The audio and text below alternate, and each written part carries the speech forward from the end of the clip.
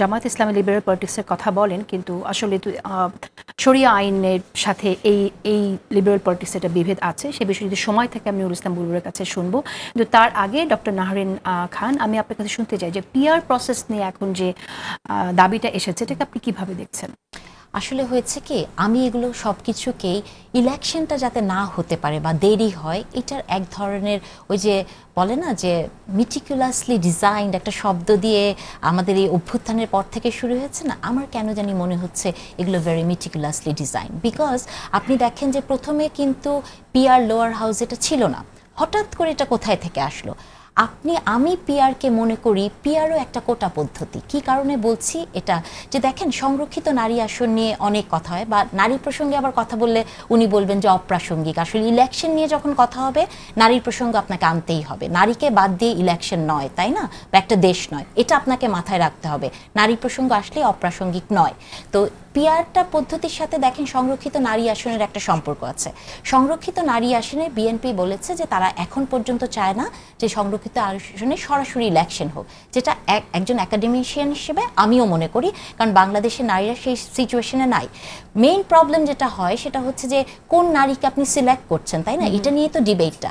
তাহলে যখন পিআর পদ্ধতি নিম্নকক্ষে হবে, আপনি তো প্রতীকে ভোট দিচ্ছেন, এবং আপনি যে বলছেন না যে দলীয় প্রধানের ক্ষমতাকে কম করতে হবে, তাকে গণতান্ত্রিক প্রক্রিয়া আসতে হবে, তাহলে পিআর পদ্ধতিতে নিম্নকক্ষে কাকে, যারা সিলেক্টেড হবেন, কে সিলেক্টেড হবেন বলেন? তাহলে কি আপনি দলীয় প্রধানকে আরো বেশি ক্ষমতাবান করছেন না? আপনি যতই বলেন না কেন, বাংলাদেশের মানুষ যেমন প্রতীকে ভোট দেয়, তেমনি বাংলাদেশের মানুষ কিন্তু তার জনপ্রতিনিধিকে ভোট দেয়, তার একটা ব্যক্তিত্বকে ভোট দেয়। আর 91টা দেশের কথা আপনি বলবেন পিআর, সেই দেশগুলো যে গণতন্ত্রের যে জায়গায় গেছে, অথবা সম্পত্তিতে নারীর হিস্সার যে জায়গায় গেছে, সেখানে কিন্তু 2:1 নাই। ওকে, ধন্যবাদ আপনাকে। বেশি যেতে পারছি না, সময় কম। নুরুল ইসলাম বুলবুল, আমি একটু আপনার কাছে, আপনি শুনলেন যে পিআর এর বিপক্ষের মত, আপনি একটু এক্স্যাক্টলি আমাকে বলবেন যে আপনারা তো আসলে সাধারণ মানুষের কাছে গিয়ে রাজনীতির কথা বলছেন, তাহলে জনবিচ্ছিন্ন হয়ে যায় এরকম একটা প্রসেসকে আপনারা কেন ঠিক এক্স্যাক্টলি নিচ্ছেন? কারণ জনপ্রতিনিধির সাথে তো ডিরেক্ট কানেকশন থাকছে না যদি আপনি পিআর প্রসেসে যান। না, আমার মনে হয় যে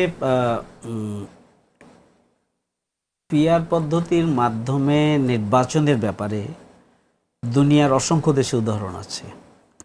2 নম্বর কথা হচ্ছে যে এই পদ্ধতিটা মানে ইউজ করার ক্ষেত্রে আপনি কোন পন্থাটা অবলম্বন করবেন, এক এক দেশ এক একভাবে এটাকে গ্রহণ করেছে। এই জন্য বাংলাদেশের প্রেক্ষিতে আপনি ধারাবাহিকভাবে মানে প্রকৃত পিআরে যাবেন না পিআর এর কোন পদ্ধতিটা গ্রহণ করবেন সেটার উপরে আপনি নির্ভর করছে। পিআর এর মাধ্যমে নির্বাচন যদি হয় তাহলে প্রপার প্রেজেন্টেশনটা হবে, জনগণের প্রতিনিধিত্বে 51 এবং 49% ভোটারদের তো কোনো মানে এখানে কাজে লাগতেছে না, চলমান যে গণতান্ত্রিক ব্যবস্থা। কিন্তু আরেকটা হচ্ছে যে কালো টাকা এবং সন্ত্রাস থেকে না, প্রত্যেকটা জিনিসেরই কিছু নেগেটিভ দিক থাকবে, কিন্তু ওভারঅল পিআর পদ্ধতির মাধ্যমে আগামী দিনে যদি নির্বাচন হয় সেই নির্বাচনটি কালো টাকা এবং সন্ত্রাস মুক্ত হবে, এবং জনগণের প্রকৃত প্রতিনিধিত্ব পিআর এর মাধ্যমেই নিশ্চিত করা সম্ভব। এলাকার লোকের জন্য করতে হবে না, দল সিলেক্ট করে দিবে, সে এমপি হয়ে যাবে। দল সিলেক্ট করে দিবে, আবার দল যদি আগেই সিলেক্ট করে দেয় যে আমাদের সিলেকশন হচ্ছে এই যে 300 আসন, এবং এই 300 আসনের থেকে যদি সারা বাংলাদেশের সমস্ত প্রার্থীরাই যদি নিজ নিজ অবস্থানে যদি তারা ভূমিকা পালন করে, এখন তালিকাটা কিভাবে দিবে? একটা জায়গায় প্রত্যেকটা রাজনৈতিক দলের অবস্থান কি আছে সেটিকে সামনে রেখে যদি তালিকা যদি রাজনৈতিক দলগুলো করে, সেক্ষেত্রেও সময় একেবারে কম। খুব সংক্ষেপে জানতে চাই, যেহেতু সংস্কার নিয়ে আমরা কথা বলছি, তো নারী বিষয়ক সংস্কার কমিশন তো আলোর মুখ দেখলো না, সেখানে একটি দাবি আছে নারী বিষয়ক সংস্কার কমিশনের কথা বাদ রেখেও যদি আমি নারীদের সংসদে কিভাবে যাবে সেই প্রসেস নিয়ে একটি দাবি আছে। সেই জায়গায় আপনি কি 100 জন নারী নির্বাচনের মধ্য দিয়ে সংসদে যাক সেটাকে সমর্থন করবে, জামাতকে সমর্থন করবে? শেষ পর্যন্ত দাবি আমরা জামাত ইসলামের পক্ষ থেকে বলেছি যদি আগের পদ্ধতিতে হয় তাহলে 50% মানে 50 জনের ব্যাপারে জামাত ইসলামের মতামত দিয়েছেন।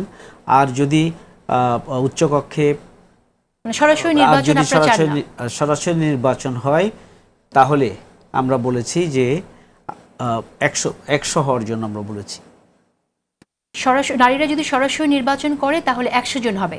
100 জন নারীরা যদি সরাসরি নির্বাচন করে তাহলে 50, আর যদি প্রেজেন্ট পিয়ারের মাধ্যমে হয় তাহলে 100 আমরা সেটি বলেছি।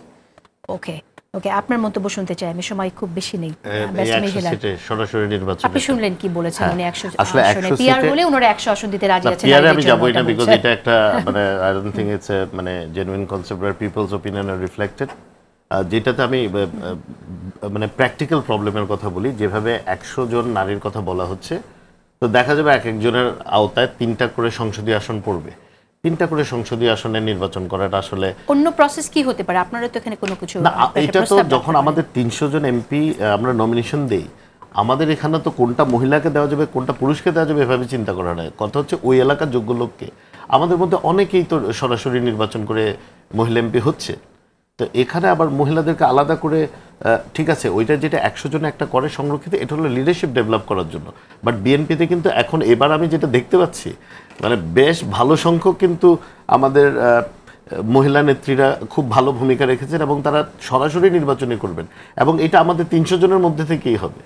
যে 300 জন সংসদ সদস্য নির্বাচন করবেন, এর মধ্যে তো আমি আমার এখানে তাহলে 30% যদি এনশিওর করার দাবি থাকে সেটা আপনারা করবেন? অবশ্যই, এটা বেশি হতে পারে, কারণ আমাদের তো যোগ্য নেত্রী বেশি। এখন আমি একটু শেষ করার আগে ডক্টর নাহরিন খান, আমি আপনার কাছে শুনতে চাই যে ইউনিভার্সিটির পরিবেশ আসলে কতটুকু বদলে গেছে, আমি আপনার কাছে জানতে চাই এখন নতুন পরিবেশ কীরকম। চিটাগাং ঘটনা আপনি জানেন যে ভিসিকে ছাত্র শিবির এবং বৈষম্যবিরোধী ছাত্র আন্দোলনের কয়েকজন নেতা বলেছে যে আপনাকে আমরা বসিয়েছি ভিসি হিসেবে, আপনার যোগ্যতায় বসেননি। তাহলে তো এটা ভয়ানক আমি মনে করি, ভিসিকে যদি এরকম চ্যালেঞ্জ করা যায়। আপনার অভিজ্ঞতা শুনতে চাইছি। অফকোর্স তাই, কারণ যেখানে ছাত্ররা বলে যে আপনাকে আমরা বসিয়েছি, এই ঘটনাটা দেখেন গত 8 মাস ধরে বা অভ্যুত্থানের পর থেকেই কিন্তু এটা আমরা শুনছি। আমি এটাকে মানে পলাতক যে আওয়ামী লীগ তারই একটা ভাষ্য, তারই একটা ভয়েস শুনতে পাই। কারণ আপনি দেখবেন যে অনেক ছাত্র যারা এইসব জায়গাতে আছে তাদের পূর্ব পরিচয়টা দেখেন আপনি, 36 দিন ধরে কিন্তু তারা মানে অন্য একটা জায়গায় গেছে। তার আগে কিন্তু ইভেন আপনি শিবিরের কথাও দেখেন, তারা কিন্তু ঘোষণা দিয়েই বলেছে যে একটা সময় তাদের অস্তিত্বের সংকটের কারণে তারা যে কোনো একটা দলের মানে সেটা হচ্ছে ছাত্র লীগের ছায়াতলে থেকে তারা রাজনীতি করেছে, তাই না? তো এই যে শিক্ষাঙ্গনে ছাত্রছাত্রীরা যে কথাটা বলে যে আপনাকে আমরা বসিয়েছি, এইটার মতো হিউমিলিয়েশন আমি মনে করি না যে একজন শিক্ষকের জীবনে আর কিছু হতে পারে। আমাদের ইউনিভার্সিটিতেও আপনি দেখেন আমাদের ভিসি স্যার প্রচণ্ড প্রেশারে থাকেন, উনি মোরললেস সারা রাতই অফিস করেন, রাত 3টা-4টা পর্যন্ত অফিস করেন, পরের দিন আবার অফিসে আসেন। তো সবসময় এই ধরনের একটা প্রেশারের মধ্যেই থাকে।